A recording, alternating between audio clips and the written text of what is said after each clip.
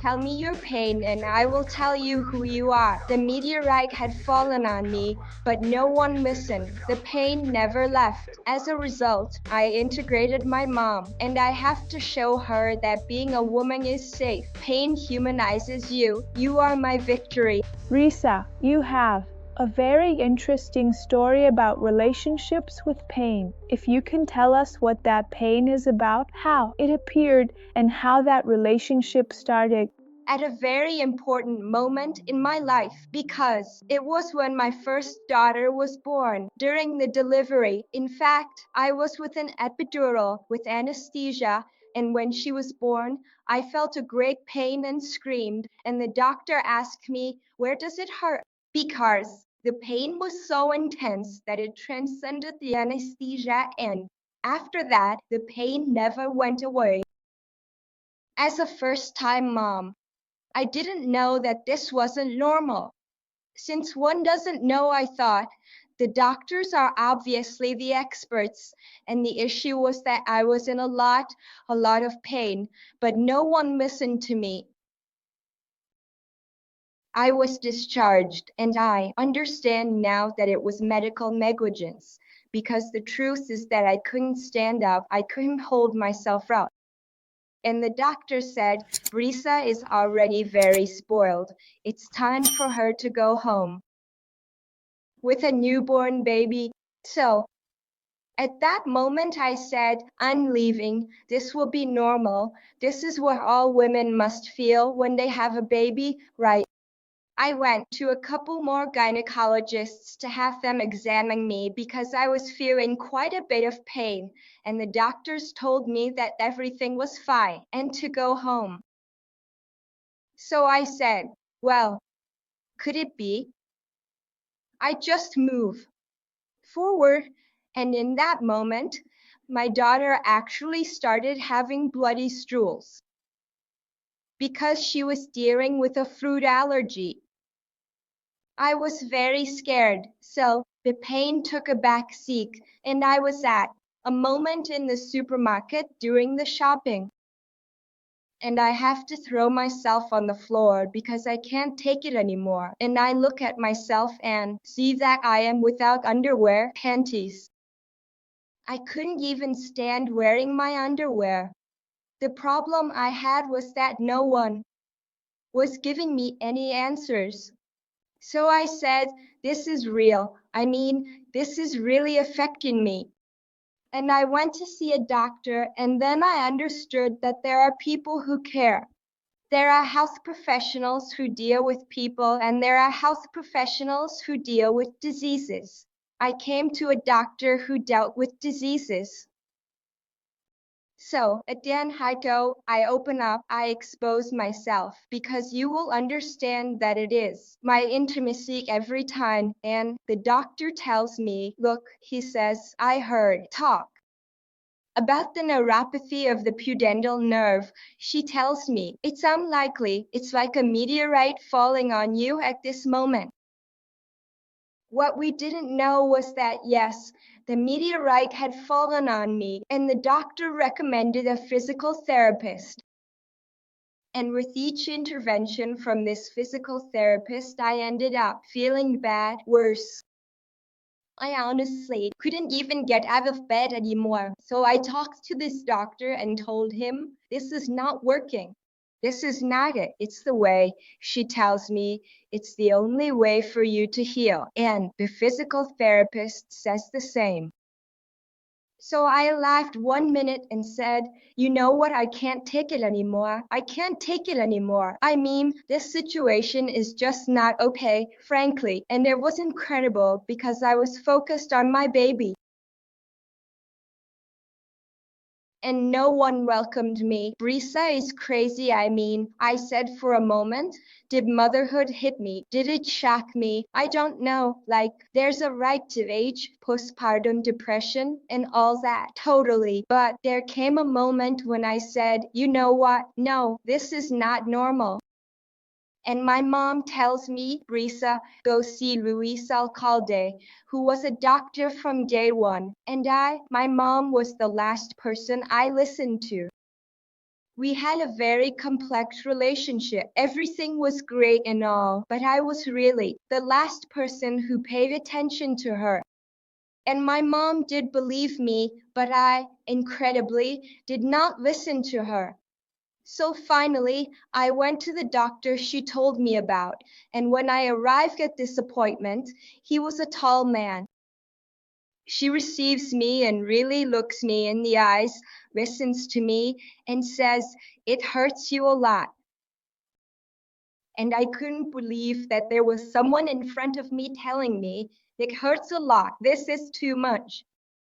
I believe she tells me that you have a compressed nerve after the episiotomy from the delivery. So we need to operate immediately because you can't continue with this level of pain. And a week later, I was in the operating room to have surgery. I was crying, Paulina, from the excitement that this hell was going to end. How much time passed between the baby's birth and when you had surgery that you found that doctor? Freaking. What madness, because at the same time, everyone around you is very new when you give birth to a baby. At the same time, of course, you're dealing with hormones, and at the same time, you're having that problem. Did you have any conversations with a psychotherapist or any mental support at any point? No, nothing. In that moment, I was focused on my baby. My breasts were full of milk because I was, above all, a mother. And I went to a couple of women's circles that the clinic organized to teach about breastfeeding and everything, and it was super hard, Paulina, because I saw all of them. When Victoria was 2 months old, they were all doing well. Nobody talked about pain. Everyone talked about being tired because they weren't sleeping, about colic, about diapers. And me, how was I supposed to talk? And you know what? It hurts a little. Oh, but no, of course. But no, we're all fine. They were all in the mood for talking about sex, about the husband, and I couldn't even speak. I mean, I had this unbearable pain that I started to keep to myself because I was the only one, and I felt weird. I felt strange. I felt like this didn't have a place, so it was heavy. And well, then, Did they operate on you? Did you end up with that they operated on you and you thought the pain would finally end?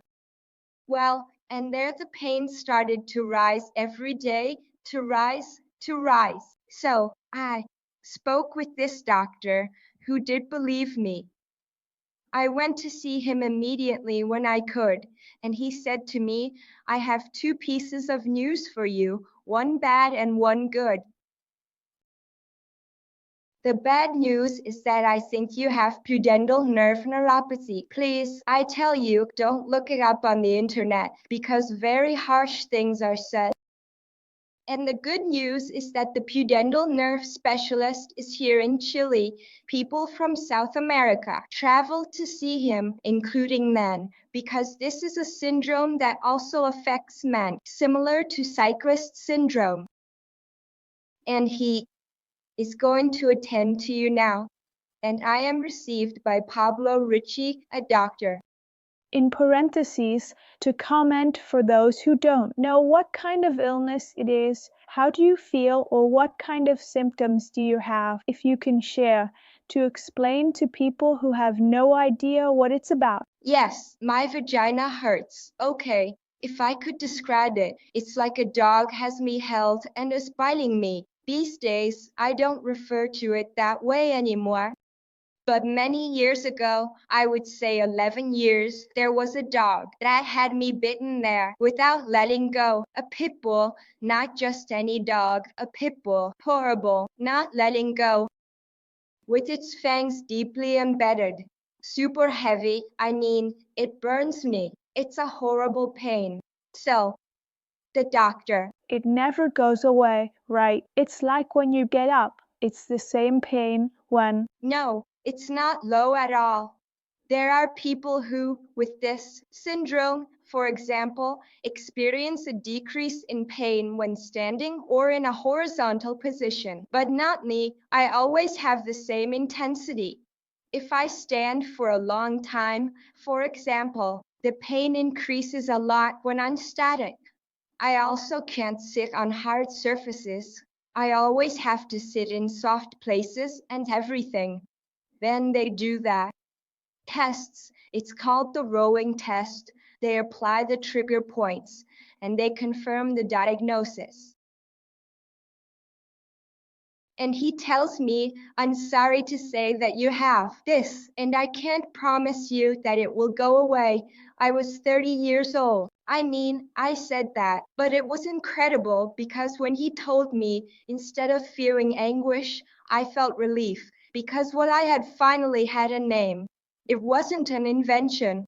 So that my soul really returned to my body, and it was very incredible because when the doctor told me this, you know what I asked him?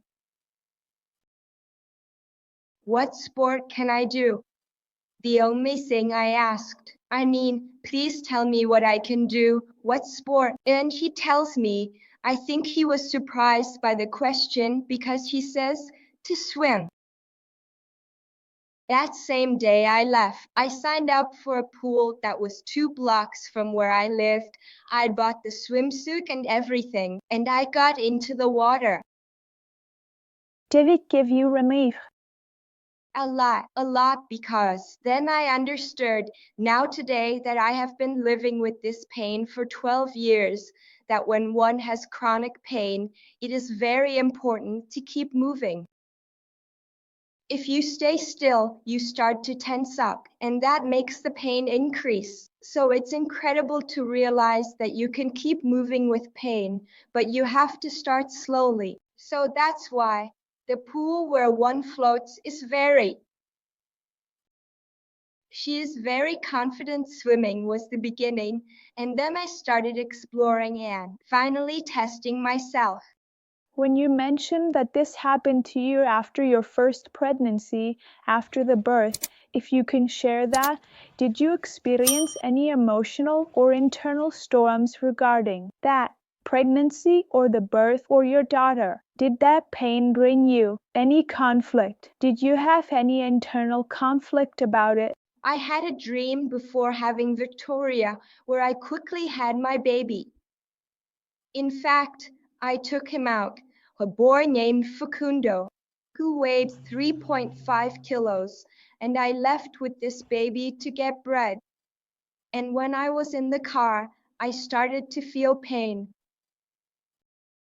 And I went back to the clinic and said, why am I going to get bread? I just became a mother. I have to go back. And I returned with my mom and the dream was over. Then Victoria brings me this pain. And today I understand. I never questioned that she was to blame. No. On the contrary, it was like, I am a mother. I have to protect her. And I have to show her that being a woman is safe and that one can move forward. And that's why I had 2 more children. I went through the trauma twice. I couldn't have more children. The doctor told me it was a terrible idea. I said, I'm going to have 2 more children because I know there are 2 and I know a Facundo is coming. And then it was like, I know. And it was very special because my Elena arrived, and at the moment of the birth, the doctors were applauding. Because it was so emotional, I obviously started to cry. So, as I was entering the operating room for a cesarean, though I wanted to have a normal delivery, and Pablo told me, no, no, no, back off, forget it. I would have been capable. He did the wrong thing. You are too strong. Before talking about your second pregnancy, I would also like to ask, because when you have that pain in the vagina, one cannot even think about pregnancy, not only because of the questions of whether it is possible or not, but also because of this sexuality, right? Because I feel that every woman begins to identify as a woman because she can give birth to babies, can experience pleasure, and can have different feminine characteristics, right? And when suddenly women become a little older or experience some physical changes, pains, or something that, according to the women themselves, makes them feel less feminine or prevents them from experiencing that feminine pleasure, how is this feminine identity rejected? How did you work through that part? How? How did you experience it? It's super important. At first, I thought my sexuality was dead because, not even a possibility. And I told my husband to let me go. When I receive the diagnosis and see that this is not working, I tell him, go away. What use am I to you? I can't be a woman. I will never be able to be a woman again. And it's incredible because I always say that I married the man so that what happened to me would happen. I chose well, luckily. As my mom says, there are two things you need to do very well in life. Choose your university and choose your husband. Which and I managed to meet a man who really saw me, and he always believed me. Then he told me that he loved me, that I and Victoria were the most important things in his life. In that moment, he was broken. They took away his company. So he wasn't just holding me, it was horrible, horrible. We weren't even on the street. It was. God placed tests everywhere. Everything was heavy and he was there, strong, and I said I have to fight for him. And it was amazing because I finished the whole treatment. There wasn't a need to talk about relationships. How could you think of that, right? Central and local infiltrations. The local ones were syringes of lidocaine and all that directly. You don't know how painful it is. And the central ones were so painful that in fact, people do them under general anesthesia. But I was not going to undergo general anesthesia because there were up to 6. I had 6 chances, 1 each month. When they took out the 6, there was nothing more to do. They just blocked the nerve. So, with each injection, I would bite myself to feel the pain somewhere else. It was really intense. It was so strong, but I would say, at least, I don't recommend it. Nowadays, there are other techniques, but back then, it was tough. And when this ends and I realize that the pain doesn't go away, I talk to the psychiatrist and tell her I am going to stop all the medications because I feel dead. I can't have an orgasm. I can't touch myself and feel.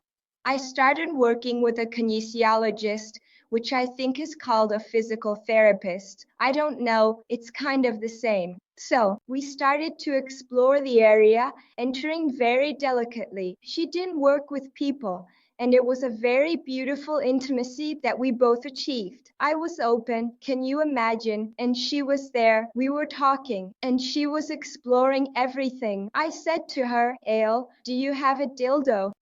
I told him, yes, if you tell me, I want to try it. And I took the comforter and I was able to do it. And I said, and then a tear came out. And I said, I'm going to make it. This can be done. And that night, I remember that afternoon and that night, I looked for my husband. And my husband obviously told me, Brissa, no, it's not necessary. Calm down. No, it's just that I want to do it. I want to try it. And it was wonderful. And there I realized that you can have relationships with pain when there is affection, when there is love. It is possible. Basically, there are no physiotherapeutic resources to relieve the pain. Instead, it is primarily about connecting mentally and emotionally with your husband. Connect with yourself. I explored myself. I got to know myself. First, I dealt with myself. I was not afraid to touch myself, to feel myself, to excite myself. What gave you that courage? I don't know. Bent you.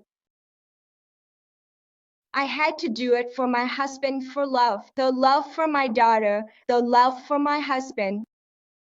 For the desire to live, to experience. To live and to feel alive. And to show my daughter that living is beautiful. Something very special happened to me because I worked at a company. I had a managerial position. I was successful.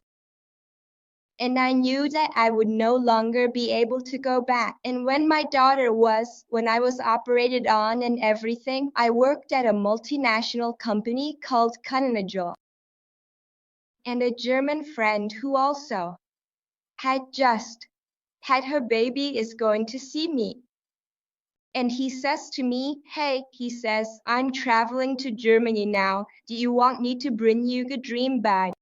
And what about me? Yes, she tells me they are sleeping bags for babies, and I hear this and I feel something. So I write to Victoria and tell her I already know what I want to do. We wrote to the person who represented this brand. In Chile, that did not exist. Pamina, no, baby sleeping bags did not exist. And when the samples arrive, I tell my husband, I can't, I'm sick. To do this, I said, a partner who is a business engineer, someone who is a good person and ethical. That there are a lot of requirements. She should have money, darling, because if not, how do we do it? And she should live close to me and be an upward sugar. And a friend came who said to me, Brissa, I want to do this with you. Maida, you are not useful to me. You are not a business engineer. You have a lot of work, and you live far away. Yeah, well, she tells me, but you know, this weekend I was with a friend who is a classmate of mine from school who just told me that she wants to become independent. She lives in Escribabalok, 2 blocks from my house, has money, is a very good person, and is a commercial engineer from one of the best universities. 2 days later, she calls me and we start. And it was very nice because when I meet her, I say, you know, we have to do the import now because if not, we will lose the winter. If we start forming the partnership and everything, then we will import with my husband's company. Tommy, you don't know me, I told her. I can scan you because you have to deposit, I don't know, $16,000 into someone who doesn't know me, and they tell me I choose to trust people. Maida told me about you, so I trust you. A partnership is like a marriage. I hope everything goes well for us, and the next day, I had the money in my checking account to get started. And so I was able to emerge from the tragedy because staying focused on motherhood and pain would have led me into a tunnel without exit. And I would have suffocated my soul needed to continue. So it was very nice because she knew that I was only half there. I mean, it was all super honest, super real. And we did really well. So it was really nice because, yes, and God gave me everything I asked for, the great spirit, the creative force, whatever you want. And they gave me everything I asked for to be able to get out of that. So it was very special. This story is impressive. Many women, once they have the baby in their hands, are completely in shock with their daily lives, and I think the biggest fear of a mother is how she will be able to manage her own life, not to mention social fulfillment, and how you did it because you are now sharing that you faced something new like pain. At the same time, a new project appeared your company now. if you can give any advice or recommendations on how to do everything at the same time and how to give yourself the chance to find that social fulfillment in the most complicated moments in a woman's life. Oh, I don't even know how I did it. I think I survived. I mean, if I look back, I don't know. I feel like everything happened synchronously. It was easy. I would connect at night. Victoria slept well. She was a super calm baby. And my husband supported me a lot. He was the one who got up at night. For example, when she cried, he would take her out of the crib, put her on my chest so I could feed her, change her diaper, and dress her. It was like a team effort. So it was like, in that sense, I was very supported by my husband. And I think that was ultimately what allowed me to get up, because he was really there with all his problems, which I told you he was facing a tremendous scam. So it wasn't easy, but yes, it was incredible. And I say that nothing. Just keep moving forward, not to ask too many questions. I mean, I took it very I took what this doctor told me about not Googling it, not searching for it online. You tell me as a doctor I didn't do it. You recently shared with me that you were speaking in front of the audience about that pain. What do you think? What way could you find to talk to people about pain, knowing that now in the world where we try to avoid bad news, not reading negative things and such, talking about pain is a very vulnerable thing? What will be the right way? I believe that in this sense, we all have pains, so my pain is not more special than yours. Today, I want to talk about those pains, the pains that linger. I don't want to talk about the pain in my vagina because that is my pain. I want to talk about the pains we all have that are there, and that there is no 3-day technique or 3-step process to be happy. It's the technique of saying, it's what I got. And we have to accept it. It's like acceptance and saying, pain is what brings me to life. It's what makes me human. It's what makes me who I am. Tell me your pain, and I'll tell you who you are. Pain humanizes you. That's why I am grateful for it today. And it's about saying that we don't have to say, oh, life. Life includes the dark and also includes the light. And beauty is about integrating and living with both. I have sexual relationships with pain, and I have orgasms with pain. I love the phrase you just said about how pain humanizes, because it's something we don't think about. We always blame pain, but we don't consider that, for example, I don't know, a table or some other object or creatures that couldn't embody cannot experience pain. And I remember that in one of our talks, I shared that movie with you, Crimes of the Future, where a director is assuming that pain does not exist in the future because people basically, everything she does throughout her life is invent tools to relieve pain.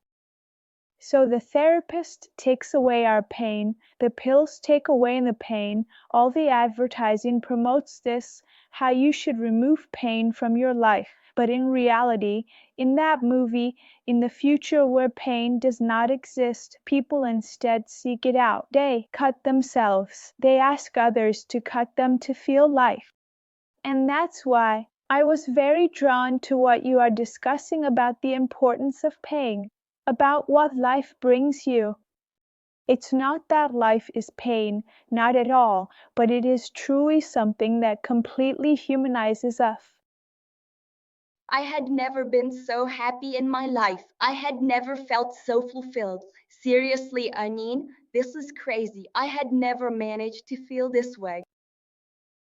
Because everything has a meaning. And of course, if this hadn't happened to me, I would be, who knows, a businesswoman and completely asleep. But pain makes you wake up and to dare to go through the pain, not to numb myself. Because yes, I needed medication for difficult moments, and it's crucial to support ourselves to get through them. But then gradually letting it go and daring to go through the pain, because that way I will really be able to be happy. Absolutely. Did you feel any change between when you didn't talk about that pain and when you started to show your pain to others? Or when you made this presentation and in front of a very large audience, you started to open up? Did you feel that something changed internally? A lot. A lot. I mean, I would say that being able to share it and open up makes me feel lighter. I feel that the pain is held differently. The pain is still there, but it has changed form. It's also very beautiful because people open up about their own pains too, so you realize that you are not alone. I mean, more than the pain, I don't know if I'm explaining myself. As I said, it's not the pain of the vagina or the pain from the death of a child. It's the pain that ultimately brings us together, and how little we talk and how alone we find ourselves. Can you share a bit about what people's reactions were? Imagine that when I finished speaking, no one stood up. No one wanted to leave. And there was a lot of gratitude for opening up this pain that no one talks about. So it was special. It was very special. Also, there was a girl who raised her hand and said, I also have a pain, that this only happens to me, that I hadn't told anyone. It's of a different kind. It's not the same, but it's the experience of living this alone and feeling that, damn, this is human. I love your laughter while you're talking about that, and it seems to me that it's the attitude. I don't want to say it's the most correct because there is no right or wrong, right? Everyone reacts in their own way, but it's the most energetic way to move through life, to move forward in life, to make progress. And one of the last questions was, have you ever talked to your children about that pain? Because it's also a very vulnerable topic. And how do you talk about it with your kids? How can one open up to beings who are still experiencing the world in a different way? My children know that mom is sick, that I have pain because, for example, when they were born, I couldn't carry them, I can't exert strength. So when my son has a tantrum, I lie down on the floor with him and hug him on the ground. I can't pick him up and hold him because I can't exert strength. So I experienced a motherhood that was both the same and different in that sense, with a dad, as I mentioned, who was very supportive. It's not always talked about when mom is hurting. I'm not talking all the time, but there are times when I have my crises and I say, Mom needs half an hour, and I lie down. And that is respected in my family because there are routines, there is order, there are rules, there is affection, there is empathy. So that is taught. And for me, it was always my concern that for Victoria, it wouldn't be a karma because coming into life, literally messing up your mom's life is horrible. So I would ask myself, how do I protect my daughter from this karma? And that's why I believe that I finally got up. I had 2 more children, as I had already mentioned, and I have talked about it with her. And today I tell her, Victoria, you are my Victoria. Listen, Victoria, you are my Victoria, because thanks to you, I am who I am today. And thanks to the pain you brought me, I was able to get closer to Grandma as I do today. And I was able to truly love my family. And Vic opens her little eyes like this and tells me, Mom, I am your Victoria.